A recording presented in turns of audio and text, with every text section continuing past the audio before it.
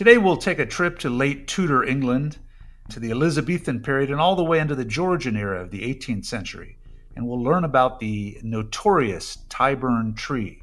The tree was not a tree after all. Though it was constructed of wood, it was actually a rather elaborate gallows, was the primary site of those put to death in the English capital during this long and bloody era of history. Most of those put to death at this site were commoners. This unusual, if not unique, contraption consisted of a, quote, horizontal wooden triangle, roughly 12 to 18 feet high, and supported by 3 legs.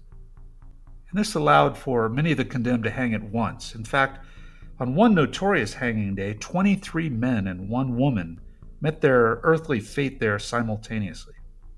At least 1,200 souls, 1,100 men and 100 women probably, were believed hanged at Tyburn during the 16th to 18th centuries, suggesting that maybe thousands more, perhaps, even perished there during its roughly 400-year history.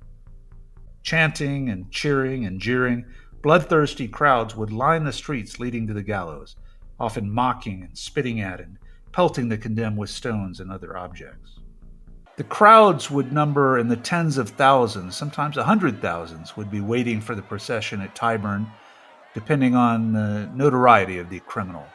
And a reported 200,000 attended the execution of the notorious highwayman Jack Shepherd, Jack the Lad. He took to heavy drink, and he became an inveterate thief and scoundrel, and a whoremonger and all the rest. But what led to his infamy was the fact that he was an expert jailbreaker, maybe history's greatest. His ride from Newgate was a scene that never before was known in London, and perhaps a third, it said, of the populace showed up to see him hang. Though his legend was swift, his death was not. Perhaps because of his diminutive stature, he dangled longer than most of the rest, and his fan club rescued his corpse on the spot, ushering it off to protect him from dissection. Another swinger we need to talk about is the suave Claude Duval.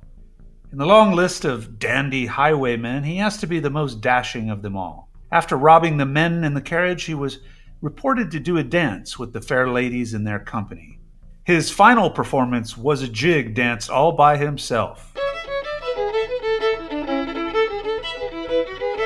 And he was hanged at Tyburn on January 21st of 1670.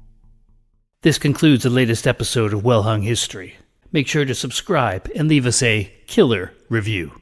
New episodes drop regularly.